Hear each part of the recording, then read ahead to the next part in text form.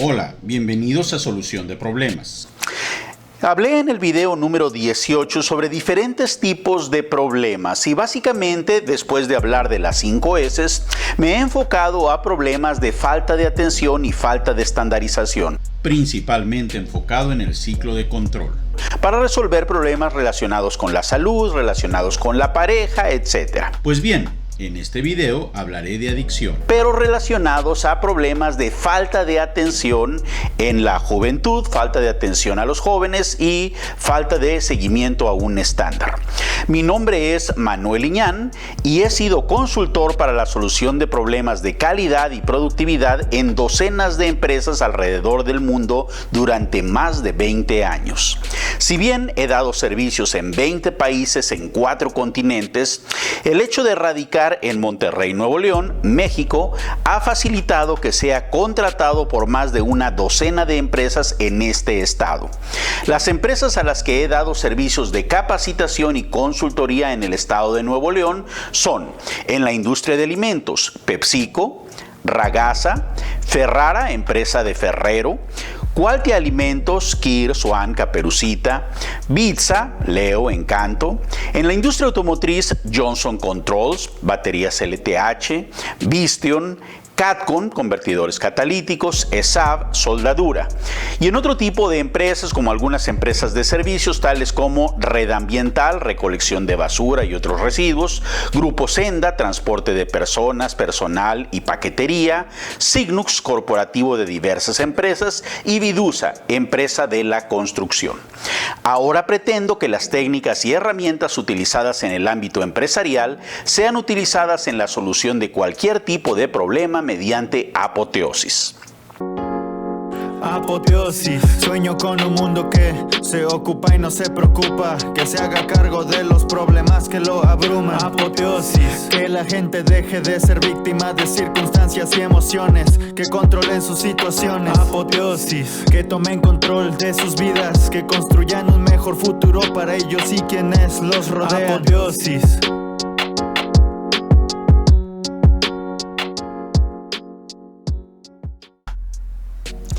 Como lo he mencionado, en esta ocasión vamos a seguir hablando sobre el ciclo de control y los motivadores, pero ahora con un enfoque a la prevención de adicciones.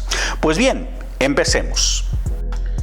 El adenosín trifosfato, ATP, es la forma de energía utilizada por las células para llevar a cabo sus funciones vitales. Y gracias a ello, podemos movernos, hablar, respirar, pensar, etc. Para producir el ATP se requieren 3 procesos: la glucólisis, el ciclo de Krebs y la fosforilación oxidativa. Estos 2 últimos procesos ocurren dentro de las mitocondrias, que se encuentran dentro de la mayoría de las células. La mitocondria fue una bacteria que se alienó en las células hace millones de años. Y es un reactor en el cual, entre otras cosas, reaccionan la glucosa, el oxígeno y el fósforo inorgánico, generando el ATP, agua y dióxido de carbono. Por eso necesitamos respirar oxígeno y expiramos dióxido de carbono y vapor de agua.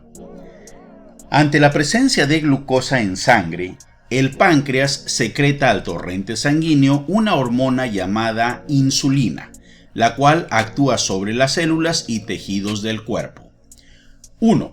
La célula tiene sensores de insulina, por lo que ante la presencia de insulina, la célula se abre permitiendo el ingreso de glucosas para su eventual conversión a ATP.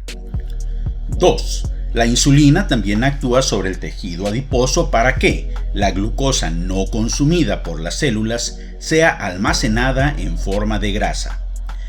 Este proceso ha sido perfeccionado durante millones de años de evolución, adaptándose a la cantidad y velocidad de glucosa generada por las enzimas digestivas al convertir a los carbohidratos obtenidos de los alimentos disponibles en la naturaleza en glucosa.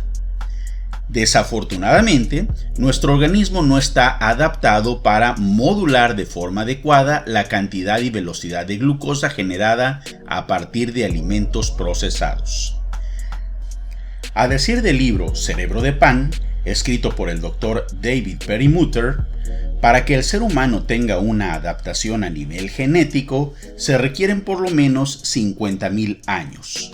No obstante, la harina refinada se inventó hace apenas 8.000 años y el azúcar refinada hace menos de 2.500 años. Así que nuestro cuerpo no está diseñado para procesar adecuadamente estos alimentos, y menos los colorantes, saborizantes, conservadores artificiales, etc. Cuando nos tomamos una pieza de pan o una bebida azucarada, el nivel de glucosa se eleva rápidamente en el torrente sanguíneo, provocando que el páncreas genere grandes cantidades de insulina para tratar de regular los niveles de glucosa en sangre.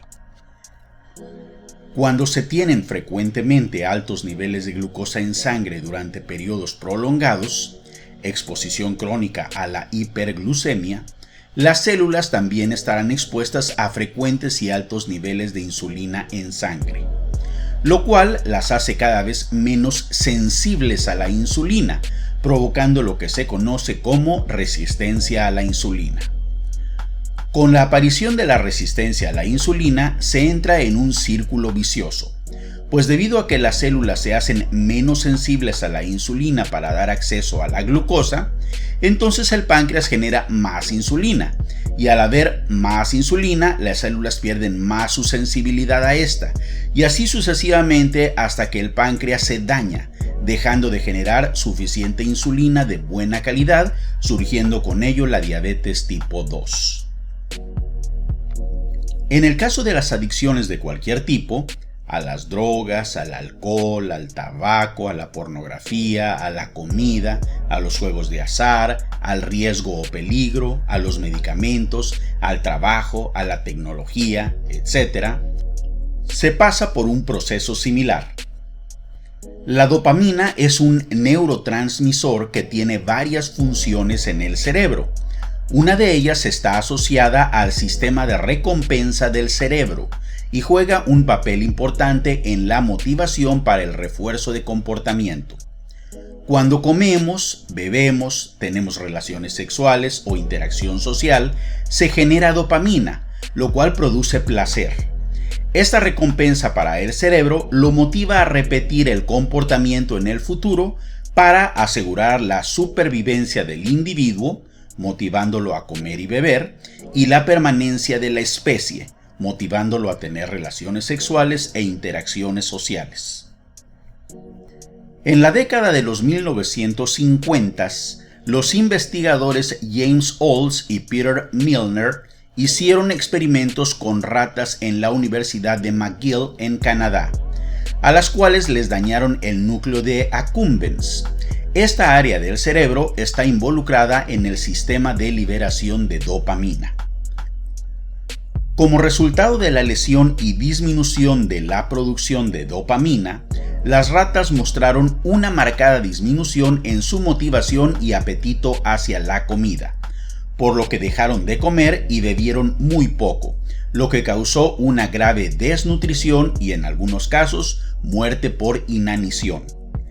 La dopamina se libera bajo diferentes circunstancias, como por ejemplo cuando comemos una comida sabrosa, cuando recibimos un cumplido, cuando estamos anticipando o a la expectativa de recibir una recompensa, con la actividad física aeróbica, con el estrés, etc., lo cual motiva al cerebro a tratar de repetir la actividad que lo llevó a generar dicha dopamina.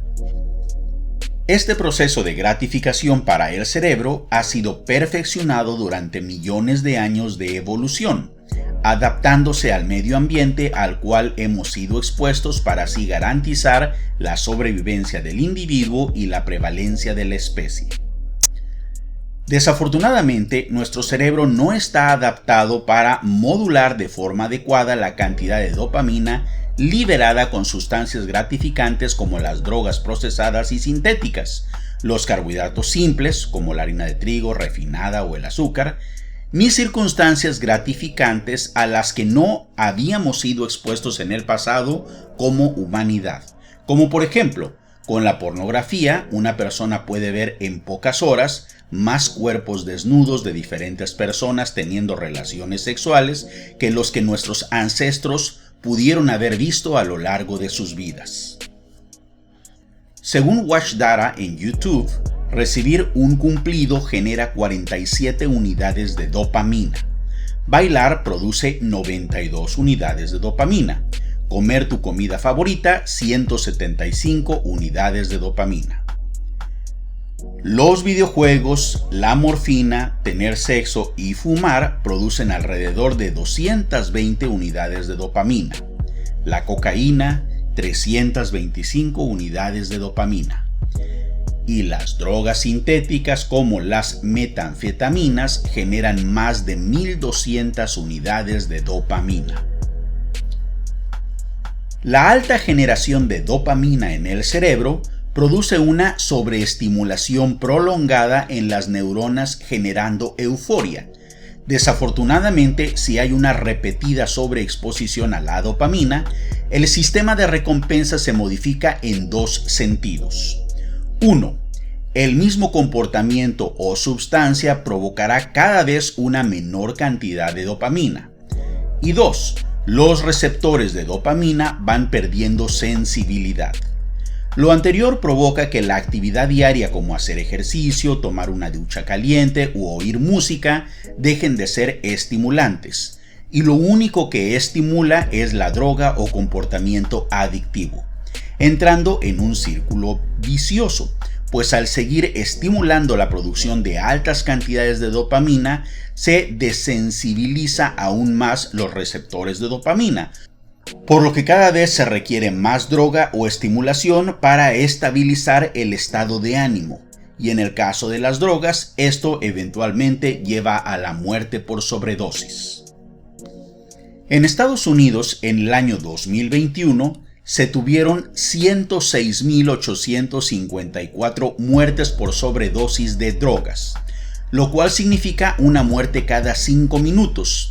Y en el momento en el que estoy haciendo este video, 2023, las cifras siguen aumentando.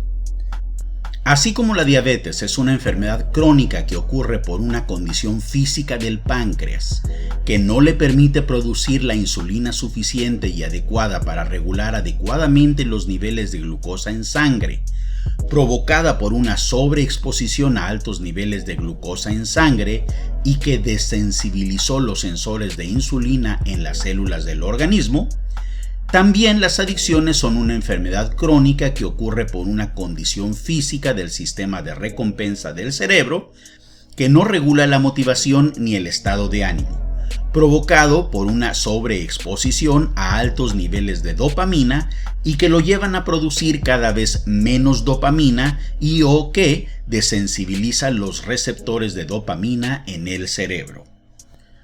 Desafortunadamente, las personas adictas son estigmatizadas, pues se considera que son personas débiles de carácter que no tienen la voluntad de dejar el comportamiento adictivo, pero que en realidad es una condición que la persona no puede controlar, pues así como la diabetes se considera una enfermedad por deficiencias del páncreas, las adicciones deberían de considerarse una enfermedad por deficiencias del sistema dopaminérgico del cerebro.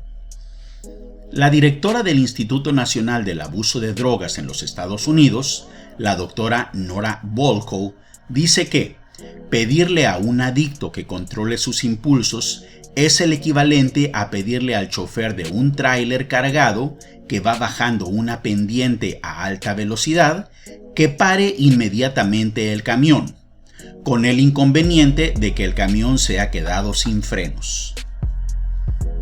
Las adicciones destruyen la vida de las personas que la padecen y la de las personas que rodean al adicto. Y al ser una condición del sistema dopaminérgico, los adictos vivirán con esta condición por el resto de su vida. Así como la diabetes actualmente no tiene cura, pero se puede controlar para desacelerar los procesos degenerativos asociados a la enfermedad, De igual manera, las adicciones no se pueden curar, pero en muchos casos es posible alargar los periodos entre recaídas, de forma que se puede ralentizar el proceso destructivo de las personas afectadas de forma directa e indirecta. El 10 de junio de 1935, en Akron, Ohio, Estados Unidos, el Dr. Bill Wilson y el Dr. Bob Smith establecieron oficialmente la comunidad de Alcohólicos Anónimos. Alcohólicos Anónimos es una comunidad internacional de grupos locales autónomos de hombres y mujeres que se apoyan mutuamente para superar el alcoholismo y mantenerse sobrios. La base del programa de AA son los 12 pasos, que ofrecen una guía para lidiar con el alcoholismo. Los 12 pasos han ayudado a millones de personas alrededor del mundo durante casi un siglo debido a que brinda 1. Apoyo mutuo y comprensión. Las personas comparten sus experiencias, fortalezas y esperanzas. Ayuda a reducir el sentimiento de aislamiento y proporciona un sentido de comunidad. 2. Identificación y empatía. Los individuos se identifican con los desafíos y luchas de otras personas que pasan por lo mismo. 3. Responsabilidad personal.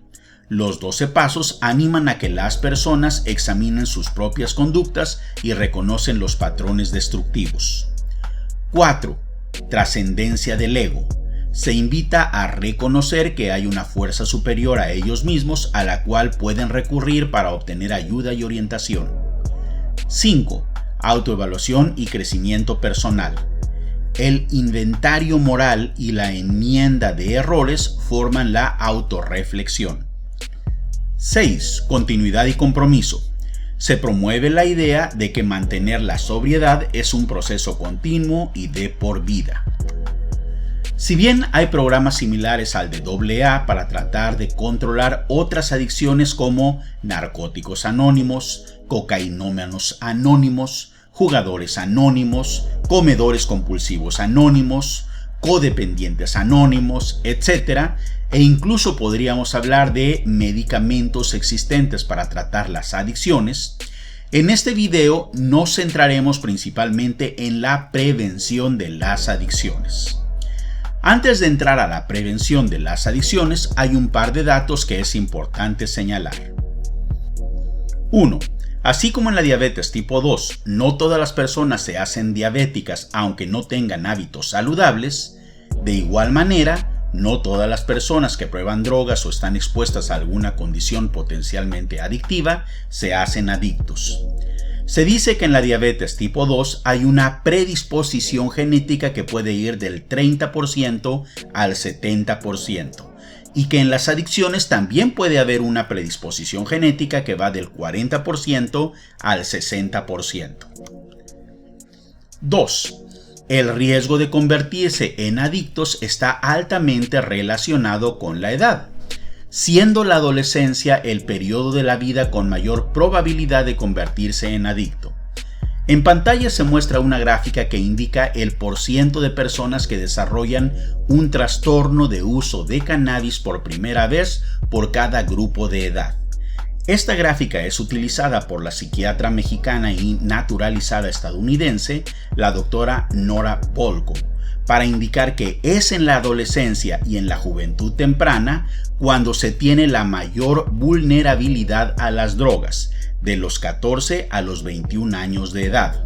Y en el caso de los Estados Unidos, la edad de mayor riesgo para la adicción a la nicotina, al alcohol o a la heroína son de los 18 a los 22 años.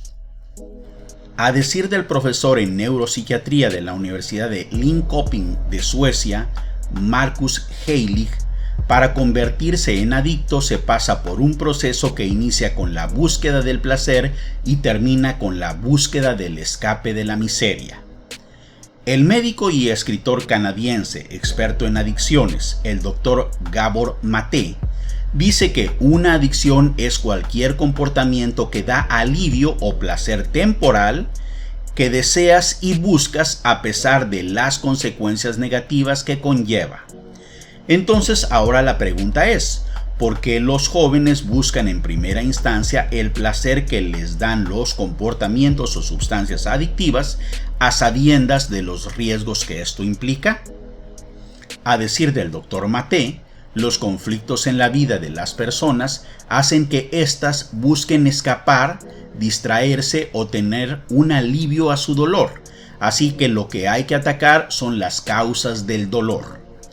Las causas más frecuentes de dolor en adolescentes y por las cuales incluso llegan a deprimirse, por lo que buscan escapar mediante el uso de drogas, son 1. Factores ambientales y estresantes, tales como la presión académica, problemas familiares, conflictos con amigos, acoso escolar, cambios en las dinámicas familiares o eventos traumáticos. 2.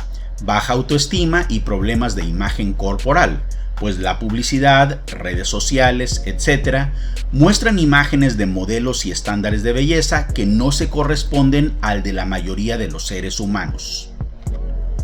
3. Tener dificultades para relacionarse con otros chicos y aislamiento social, lo cual le lleva a un sentimiento de soledad.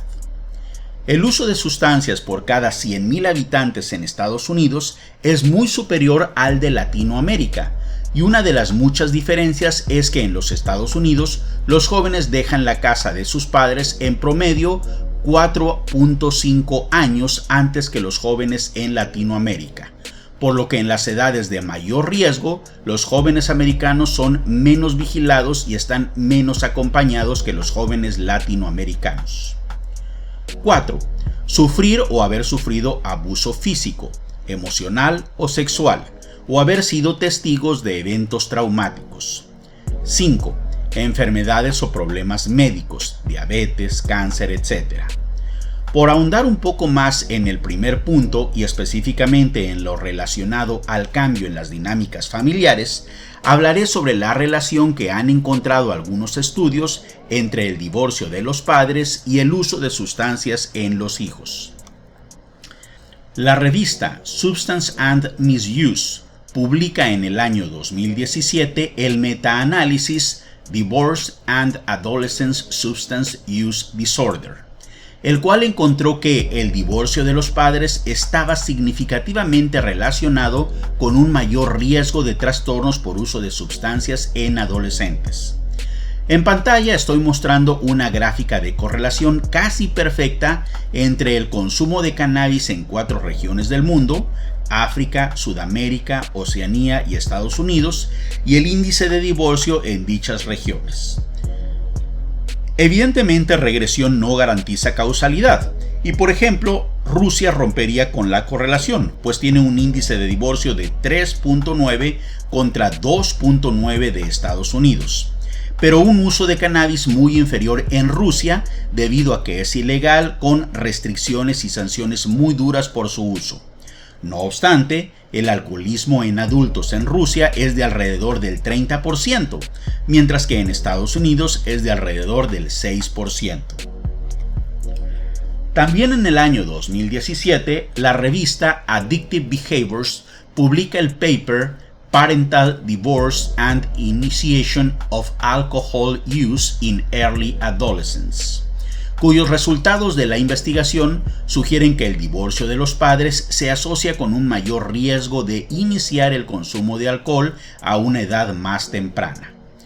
Si bien existen muchos factores como la genética o las enfermedades mentales que predisponen más a una persona que a otra hacia el uso de sustancias, o las variaciones hormonales típicas de la adolescencia genera predisposición y que son factores que no se pueden controlar, los cuales pueden llevar al individuo a buscar alivio mediante comportamientos adictivos o consumo de sustancias adictivas, lo que sí se puede controlar es que los padres o tutores estén atentos a las emociones de sus hijos o tutelados para actuar en consecuencia. El siguiente sketch está basado en una frase de la primera mujer que ocupó un escaño en la Cámara de los Comunes del Parlamento británico, Nancy Witcher Langhorne, también conocida como Lady Nancy Astor, quien además fue conocida por su ingenio y sus declaraciones provocativas. Está un grupo de amigos en una fiesta. ¿Le traigo algo de beber, Lady Astor? Solo agua, por favor. Vamos a pasarla bien en la fiesta. ¿Usted no bebe alcohol? Efectivamente, no tomo alcohol. ¿Y se puede saber por qué no toma? Porque quiero darme cuenta si me la estoy pasando bien. Tiene usted razón, mi lady. En resumen, aunque cualquier persona a cualquier edad puede caer en las garras de la drogadicción, alcoholismo, tabaquismo, etc., las edades de mayor vulnerabilidad son de los 14 a los 21 años de edad. Si bien se han descubierto una gran cantidad de factores individuales y contextuales que inciden en el consumo de drogas y otras adicciones como el entorno social, la influencia de los compañeros, la genética, la facilidad para acceder a las drogas y el carácter de las personas, los momentos de fragilidad emocional de la adolescencia, que incluso puede deberse a factores internos como los cambios hormonales, abren la puerta al uso de sustancias y otros comportamientos adictivos como un medio para escapar del dolor, y al encontrar un alivio se inicia el ciclo de caída en espiral hacia la adicción. Por lo que en este video nos centraremos en la atención de los padres o tutores para controlar el acceso a sustancias o comportamientos adictivos en momentos de fragilidad emocional del adolescente. En el video número 18 hago una introducción a los problemas de falta de control o falta de atención y hago referencia al ciclo de control, el cual utilizaré a continuación para prevenir comportamientos adictivos en la adolescencia generados por falta de atención de los padres. El primer paso es definir el estándar a cumplir. Aquí debemos de considerar dos principios. 1. En la adolescencia los individuos se están desarrollando, por lo que aún no tienen la madurez suficiente para tomar decisiones objetivas y acertadas de forma consistente. Así que no es conveniente que deje sin supervisión alguna al joven. En el video número 11 he dicho que existen 4 grandes estilos de liderazgo: ordenar, vender, participar y delegar, y que el mejor de ellos depende de los elementos suma, en donde S es la situación, U es el nivel de urgencia que se tenga, M es la madurez y A es la ascendencia que se tenga sobre la persona. Veamos la aplicación de estos conceptos como padre o tutor de un adolescente en el contexto de las adicciones. Si el chico o chica aún no ha caído en la escalada de adicciones, posiblemente lo mejor sea darle su espacio y cierta libertad, pues el adolescente está explorando y aprendiendo lo que significa ser adulto, y a esta edad odian sentirse controlados por los adultos. No obstante, si el joven ya presenta comportamientos adictivos, se hace urgente una intervención para detener lo antes posible el proceso en el cerebro de insensibilización y resistencia a la dopamina, pues usted es responsable de la integridad física del adolescente, así que tendrá que ser directivo e incluso, de ser necesario, ponerlo en contra de su voluntad en manos de especialistas. También en el video número 11 hemos mencionado que la madurez está determinada por los elementos Merci, en donde M es la madurez, E es la experiencia práctica o experiencia de vida, R es el nivel de responsabilidad de la persona, C es el nivel de conocimiento técnico o nivel de conciencia sobre los riesgos asociados a las adicciones, e I es el interés que la persona tenga sobre el tema. De forma que, a mayor madurez de la persona, se puede dar más libertad. Si el joven es responsable y está informado, no es necesario ser aprensivo, pero en primera instancia, como generalmente aún no tiene mucha experiencia de vida, tampoco hay que dejarlo sin supervisión. Finalmente, la A de suma se refiere a que, cuanta mayor ascendencia usted tenga sobre el joven, usted podrá ser más directivo y el joven respetará sus órdenes. No obstante, no siempre los padres gozan del respeto de los hijos, por lo que, de ser este el caso, usted probablemente tendrá que buscar un estilo más negociador con el joven. En resumen, aunque en general los estilos negociador y participativo son los más efectivos con los jóvenes, evitando la libertad absoluta, las circunstancias podrían precisar eventualmente de un estilo más autócrata. 2. El segundo principio a considerar es que lo más relevante no son las condiciones, circunstancias o eventos por los que pasa el joven. Lo más importante es cómo éste interpreta lo que le pasa y sobre todo cómo se siente al respecto. Frecuentemente los padres reclaman: ¿por qué estás deprimido si yo tuve una adolescencia mucho más difícil que la tuya y no me sentí así?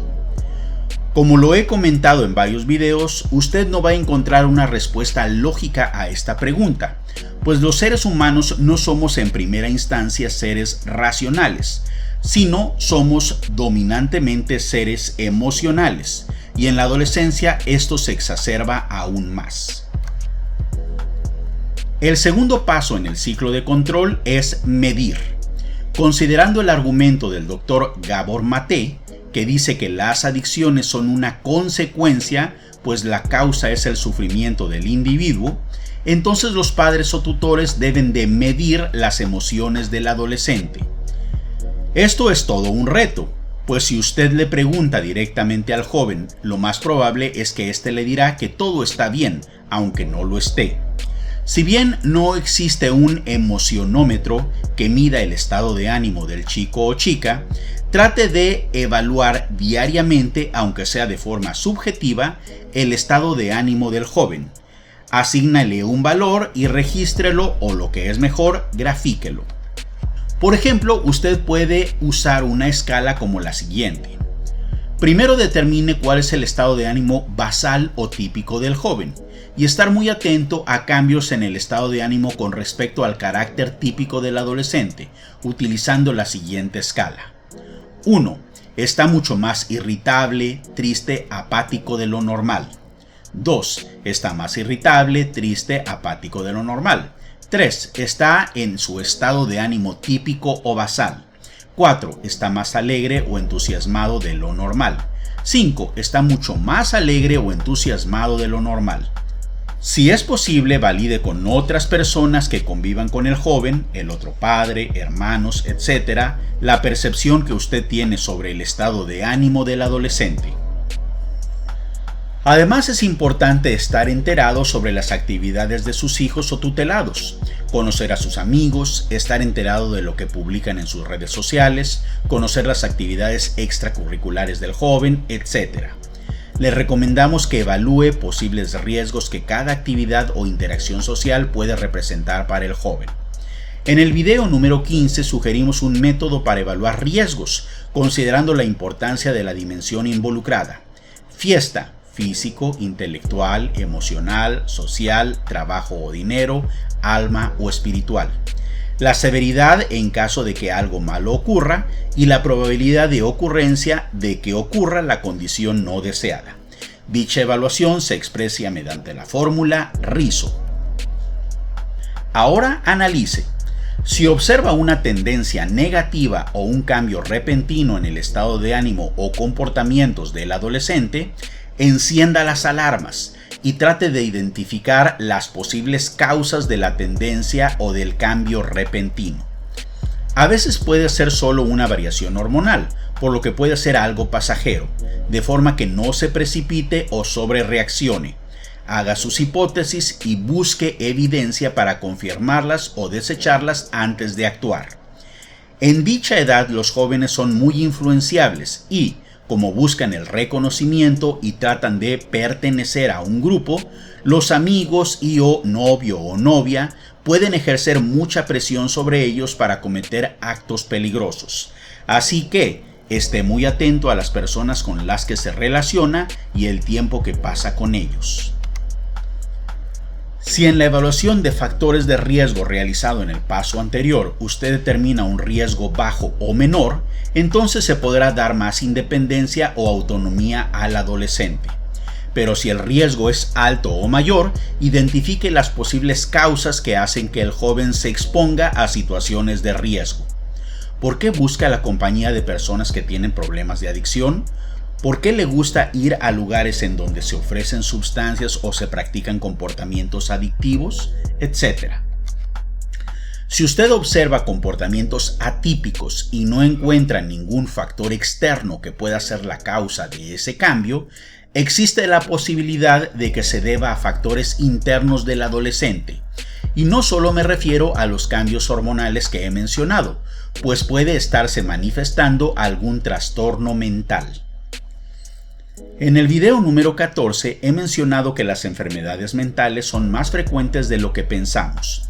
Y no solo estamos hablando de las que se manifiestan con la edad, como el Alzheimer o Parkinson, pues el 75% de los trastornos mentales se manifiestan antes de los 24 años de edad. Algunos trastornos mentales comunes que pueden aparecer durante la adolescencia incluyen la depresión, la ansiedad, los trastornos de alimentación, el trastorno por déficit de atención e hiperactividad, TDAH, el trastorno bipolar y la esquizofrenia, entre otros. En Estados Unidos, el NIDA, la SAMHSA, la revista científica Journal of the American Academy of Child Adolescent Psychiatry y la revista académica Journal of Substance Abuse Treatment han publicado diversos estudios que muestran que los jóvenes con enfermedades mentales tienen un mayor riesgo de caer en adicciones en comparación con aquellos que no tienen enfermedades mentales. Por ejemplo, los jóvenes con depresión o ansiedad pueden recurrir a las drogas o el alcohol como una forma de automedicación para aliviar sus síntomas. Además, el abuso de sustancias puede empeorar los síntomas de la enfermedad mental, creando un ciclo peligroso. Se estima que 1 de cada 5 jóvenes manifiestan algún trastorno mental temporal o permanente, por lo que, ante cualquier duda, lleve a su hijo o tutelado a ver a algún especialista en salud mental para ser diagnosticado y tratado. Tomar decisiones. En función a las etapas anteriores, su decisión podría ser no hacer nada y mantenerse como observador o vigilante, o bien tener intervenciones de diferente magnitud y frecuencia para reducir los riesgos. El equilibrio es siempre complicado, pues los adolescentes tienden a ocultar sus actividades, aun y cuando no estén haciendo nada malo o ilegal. Y cuanto usted más se inmiscuya en sus asuntos, que en realidad también son asuntos de usted, mayor será el ahínco por ocultarlos. Algunas de las acciones recomendadas por ChatGPT para reducir el riesgo que los adolescentes caigan en adicciones son: A. Educación y conciencia. Brinde a los adolescentes información clara y precisa sobre los riesgos y las consecuencias de las adicciones. Enséñeles acerca de los efectos negativos de la salud física y mental, el rendimiento académico, las relaciones personales y las oportunidades futuras. B. Comunicación abierta. Fomente un ambiente en el que los adolescentes se sientan cómodos hablando contigo sobre cualquier tema, incluyendo las drogas y el alcohol. Escucha activamente sus preocupaciones, preguntas y respóndelas de manera honesta y comprensiva. C. Establecimiento de límites y normas claras. Establece reglas claras sobre el consumo de sustancias y explica las consecuencias de romper esas reglas. Es importante ser coherente y aplicar consecuencias adecuadas cuando sea necesario. D. Fomento de habilidades de toma de decisiones. Ayuda a los adolescentes a desarrollar habilidades para tomar decisiones saludables y resistir la presión de grupo. Enseña estrategias para manejar el estrés, resolver problemas y establecer metas realistas. E. Modelado de comportamientos saludables. Los adolescentes aprenden mucho observando a los adultos. Si tus propios comportamientos reflejan un estilo de vida saludable y libre de adicciones, estarás enviando un mensaje positivo y coherente. F. Participación en actividades extracurriculares. Fomenta la participación de los adolescentes en actividades como deportes, arte, música u otras aficiones. Estas actividades pueden ayudarles a desarrollar habilidades, fortalecer su autoestima y mantenerse alejados de las influencias negativas. G. Supervisión y apoyo. Asegúrate de estar presente y disponible para tus hijos. Supervisa sus actividades, especialmente durante los momentos de mayor riesgo, y bríndales apoyo emocional y afectivo. Actuar. La indolencia de los padres o tutores es la causa raíz de la mayoría de las personas adictas, pues si estos hubieran actuado de forma oportuna y con la energía apropiada, se habría evitado en la juventud la enfermedad o condición del sistema dopaminérgico del cerebro, con la cual la persona deberá de convivir por el resto de su vida. Si usted conscientemente decide no hacer nada porque el ambiente y madurez del joven no ameritan una acción, está bien. Pero si usted no actúa simplemente por evitar un conflicto o para evitar invertir esfuerzo y tiempo para cumplir con su responsabilidad de salvaguardar la integridad física, mental y emocional de su hijo, entonces podrá haber graves consecuencias en el joven por causa de su indolencia. Siempre que se toma cualquier decisión, existen dos riesgos. En estadística los llamamos riesgos alfa y beta. Alfa, usted está interviniendo cuando en realidad no es necesario su intervención. Beta, usted no está interviniendo cuando se requiere que intervenga. Si bien lo deseado es no cometer ninguno de ambos errores, si yo tuviera que escoger entre alguno de los dos errores, entonces yo preferiría intervenir aunque no sea necesario, en lugar de no intervenir siendo necesario. Compartiendo mi historia. Hasta el momento he dicho que el mayor riesgo para las adicciones es durante la adolescencia. Básicamente de los 13, 14 años de edad a los 21, 22 años de edad. Posteriormente, pues si bien una persona puede eventualmente convertirse en una persona con adicciones, el riesgo, la probabilidad de que esto ocurra disminuye de forma muy importante. No obstante, la verdad es que es un tema muy complejo. No existe una receta única que nos diga cómo evitar o prevenir las adicciones. Si bien pues he dado algunos tips durante este video, me gustaría en este momento compartirles mi historia, la historia que realmente es historia también de mis hermanos y mía con respecto a nuestra adolescencia. Realmente, visto en retrospectiva, podría decir que nosotros, mis dos hermanas, mi hermano y yo, pues estuvimos en una situación durante nuestra adolescencia en donde el riesgo para adquirir alguna adicción fue sumamente alto.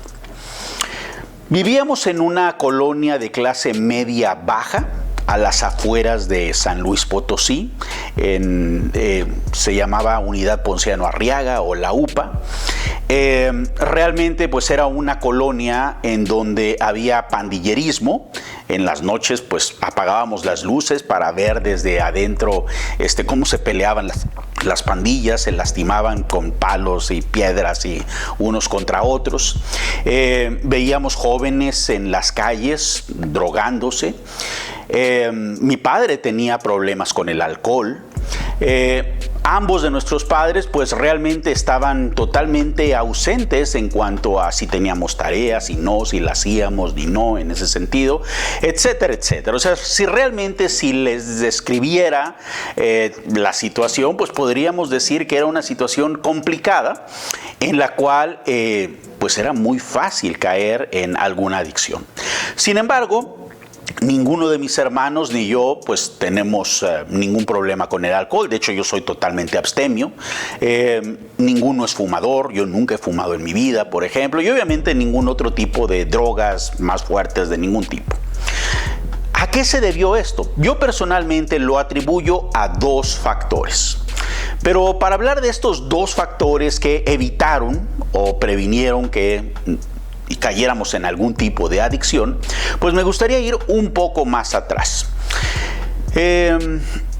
Durante mi niñez, por ejemplo, hice un año de preescolar en 2 escuelas diferentes.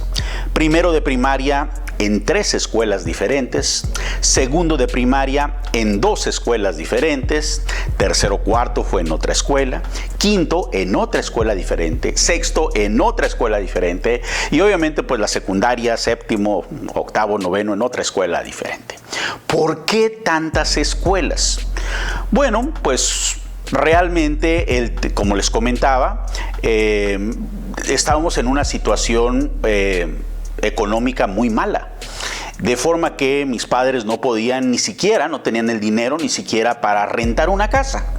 Así que pues andábamos de familia en familia, íbamos con una tía, nos daba el ojo por algunos meses, después íbamos con otro tío, nos daba el ojo por otros meses, luego íbamos con un abuelo, nos daba y así andábamos de casa en casa por todos lados, pues porque no teníamos estabilidad de ningún tipo en realidad.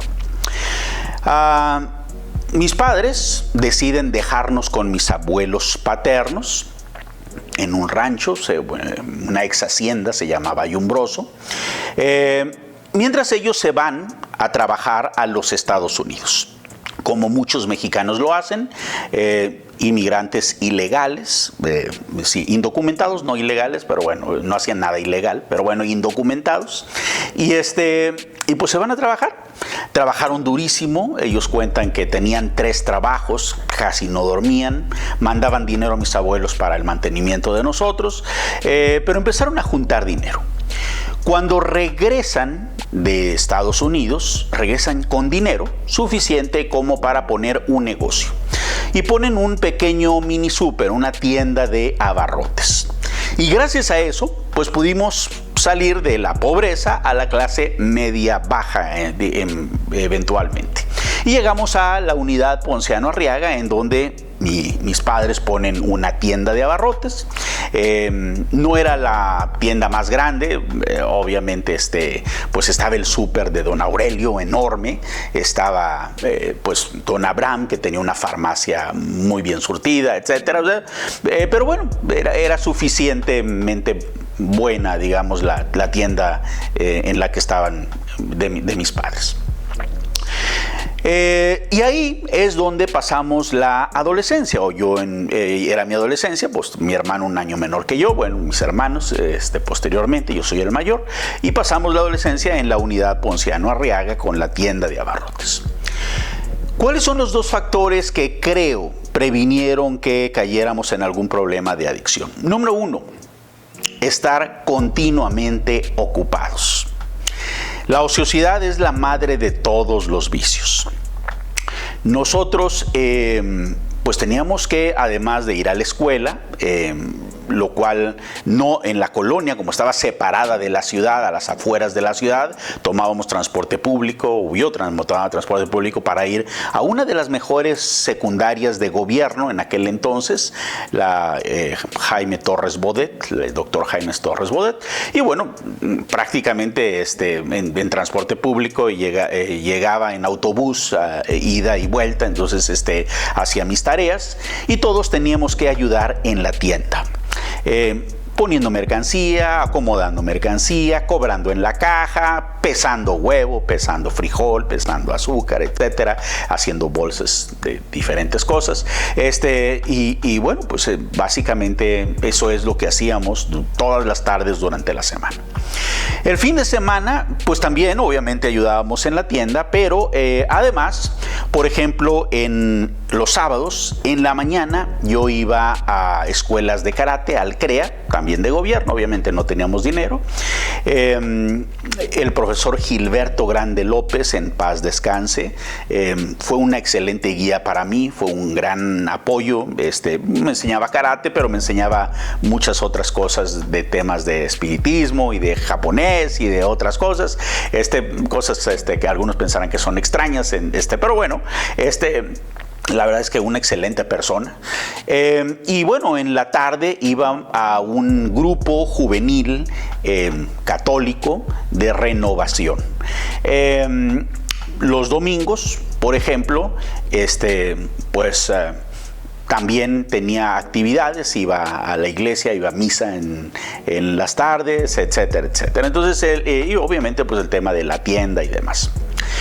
De forma que continuamente estábamos ocupados. El grupo, así que el primer factor que creo que evitó que cayéramos en problemas era que estar continuamente ocupado con alguna actividad. Para algunos puede ser muy criticable porque pues eran algunos mis hermanos más pequeños que yo adolescente, pero 12, 13 años de edad, hacía gelatinas, las vendía en la tienda, etc. Pero bueno, algunos posiblemente lo critiquen porque dirán, pues niños trabajando. Pues sí, efectivamente, niños trabajando.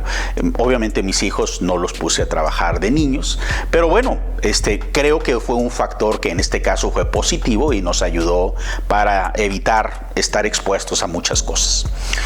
Por otra parte, el otro factor es el grupo de renovación, el grupo católico. En ese periodo sumamente religioso, creo yo que mucha de la situación que vivía me refugié, y no solo yo, mis hermanos también estaban en ese grupo, en el tema de la religión católico, y bueno, pues ahí nos impulsaban mucho, nos exhortaban mucho a agradecer lo que teníamos. Y la verdad es que teníamos mucho. Ahora vivíamos con nuestros padres, ahora ya no andábamos peregrinando de casa en casa, no nos faltaba que comer, etcétera. Así que si bien podríamos decir que era clase media baja, pues no nos estábamos comparando contra gente rica, gente clase media, sino estábamos contra los otros y además apartados de la ciudad, así que contra el resto no estábamos tan mal. De forma que el agradecer, el estar satisfechos con lo que teníamos respecto a lo que tuvimos, pues eso también nos ayudó a no sentir dolor, sino más bien a sentir agradecimiento. Como comento, es un tema muy complejo, posiblemente hubo muchos otros factores que ayudaron a que no cayéramos en la adicción, pero bueno, eso es lo que yo en lo personal considero nos ayudó. Muchas gracias por escuchar y bueno, no olvides suscribirte a este canal. Hasta la próxima. Analizando, compartiendo mi historia. A pesar de que viví la adolescencia en condiciones que podrían considerarse de riesgo para caer en adicciones, un padre con problemas de alcoholismo, sin supervisión de ambos padres, en una colonia donde abundaba el pandillerismo y la drogadicción, vivíamos en hacinamiento 9 personas en una casa de interés social, ni mis hermanos ni yo caímos en adicciones. Y pienso que la causa era que no sentíamos dolor emocional, pues estábamos muy ocupados, además de ir a la escuela, ayudar en la tienda de nuestros padres y actividades extracurriculares, incluyendo ser parte de un grupo religioso. Y estar agradecidos por lo que teníamos, mayor estabilidad por no andar peregrinando de casa en casa de familiares, tener a nuestros padres de vuelta con nosotros y menos penurias económicas. Si bien no existe ningún método, técnica o consejo que garantice que una persona no caiga en adicciones, sí es posible reducir los riesgos y por lo tanto la posibilidad de que esto ocurra. Hacerse adicto no ocurre de la noche a la mañana, sino que es un proceso que puede revertirse si se actúa de forma oportuna. Nosotros hablamos de 4 etapas en este proceso: prevenir, evitar, revertir y enfrentar. Prevenir. Tratar de identificar qué es lo que más gusta o entusiasma a tu hijo y darle el apoyo necesario para mantenerlo ocupado en lo que le gusta hacer. Recuerda que en la mayoría de los casos las adicciones son un escape al dolor. Evitar. El ambiente físico y emocional que rodean a tu hijo influye de forma importante en sus comportamientos. Evita darle un mal ejemplo a tu hijo o tutelado. Si tú sufres de alguna adicción, evita exhibirla frente a este. Evita un ambiente hostil. Si tienes discusiones con tu pareja, trata de evitar tenerlas frente a tus hijos o tutelados. Evita arranques de ira frente a tu hijo, etc. Trata de evitar que tu hijo conviva mucho con personas adictas, amigos, familiares, vecinos, etc. O que pase mucho tiempo en lugares en los que se faciliten los comportamientos adictivos. El exceso de dinero facilita la adquisición de sustancias, acceso a juegos de azar, etc. por lo que el dinero debe de ser en la justa medida y es mejor si tiene que esforzarse para ganarlo. Es importante que le quede claro al joven que no debe de estigmatizar a las personas adictas, pues han sido personas que han pasado por mucho dolor y que han encontrado en las adicciones un alivio temporal, pero que desafortunadamente este comportamiento las ha enfermado y que, aunque la enfermedad no es contagiosa, sus comportamientos son peligrosos y es preferible evitar exponerse. Revertir.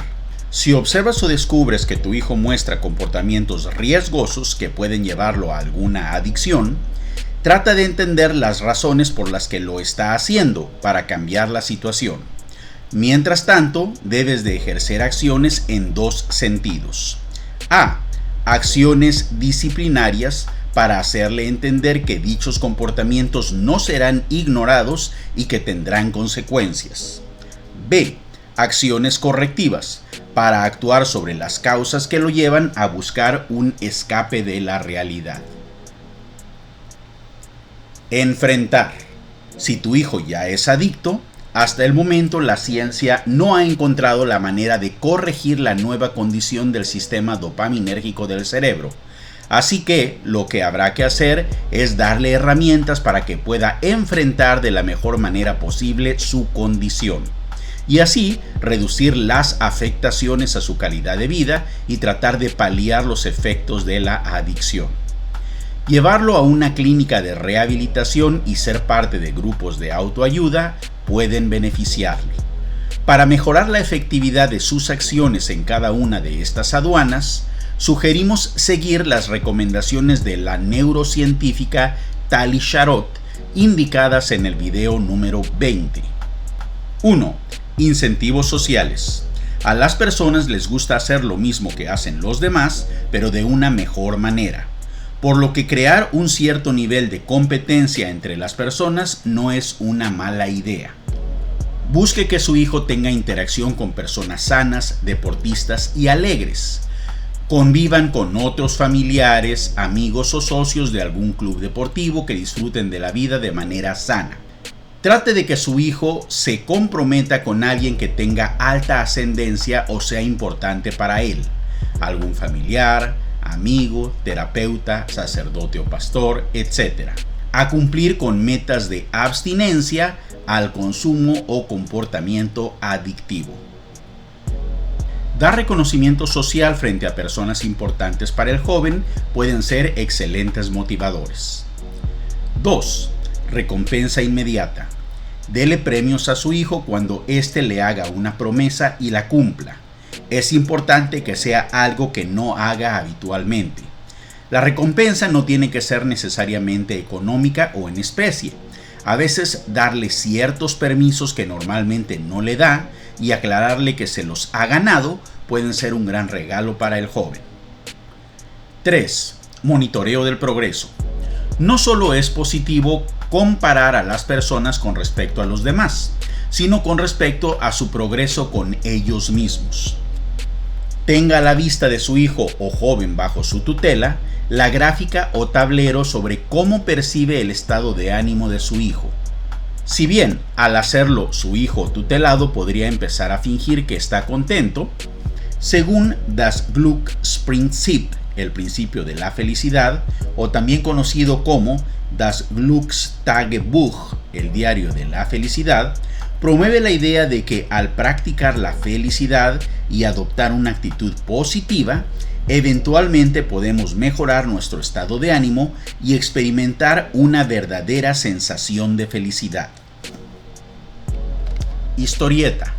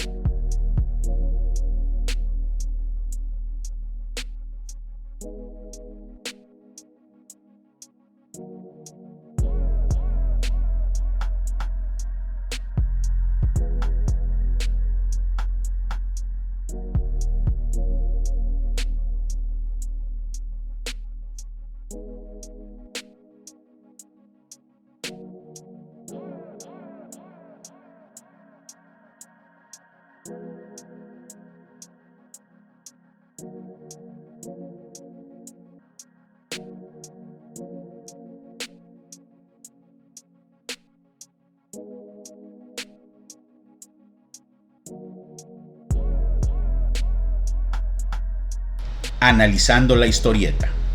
Si bien aparentemente Luis y Armando en realidad no estaban en una situación de riesgo al estar jugando videojuegos en la casa de Leocadio, la reacción de María fue la correcta debido a que había muchas señales de riesgos potenciales. 1. Los chicos no llegaron a casa a la hora acostumbrada. 2. Los chicos no estaban localizables en los lugares donde habitualmente podrían estar. 3. Entraron a jugar videojuegos con un desconocido. 4. El desconocido era varios años mayor que los chicos. Las decisiones de entrar a las redes sociales de Armando, encontrarlos mediante un rastreador GPS y castigarlos por no cumplir reglas fueron acertadas. Rapeando la lección. Las adicciones no son hábitos funestos, tampoco son falta de carácter o brío. Fallas dopaminérgicas son manifiestas. La persona pierde el control, algo sombrío. En la adolescencia hay un riesgo mayor. El joven sufre y busca una solución. Busca amainar el dolor con gran fervor. La adicción es una mala elección. El joven desolado se siente atrapado. La ociosidad, madre de visión no deseado. Mantén al joven ocupado y activo. No se sienta solo y siempre esté alentado. No malos ejemplos, enseña con cuidado. Grito y pelea no son algo deseado. De ambientes tóxicos, manténlo apartado. Exceso de dinero, peligroso legado. Comportamiento riesgoso en tu tutelado. Disciplina y firmeza sin ser juzgado. Investiga las causas, explora el pasado. Así tu plan de acción será el adecuado. Si bajo tu tutela un adicto ha surgido, dale herramientas para vivir contenido. Anticrisis especialista debe ser buscado. Grupos de ayuda son un apoyo anhelado. El ciclo de control mantenga asegurado. Medir, analizar, decidir, actuar adecuado. Que el incentivo social sea destacado. Que el premio inmediato no sea olvidado. No hay garantía de una vida sin adicción. Muchos factores inciden, compleja situación. Y reduce los riesgos desde el tutor la misión. Previniendo que adquiera la fea condición. La fea condición.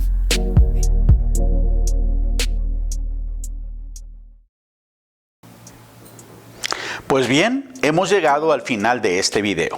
Aquí hemos dicho que las adicciones es una condición del cerebro, del sistema dopaminérgico, que hasta el momento no sabemos cómo revertir. Por lo tanto, hay que prevenir caer en dicho estado, lo cual ocurre principalmente en la adolescencia. Así que lo que se debe de hacer es que los padres o tutores traten de reducir los riesgos de que los jóvenes caigan en alguna adicción. Es recomendado seguir el ciclo de control, en donde primero tiene que tener muy claro el padre o tutor que no se trata de lo que realmente le está ocurriendo al joven, sino se trata de qué es lo que el joven está sintiendo. No debe de sentir soledad, no se debe de sentir incomprendido, no se debe de sentir abandonado.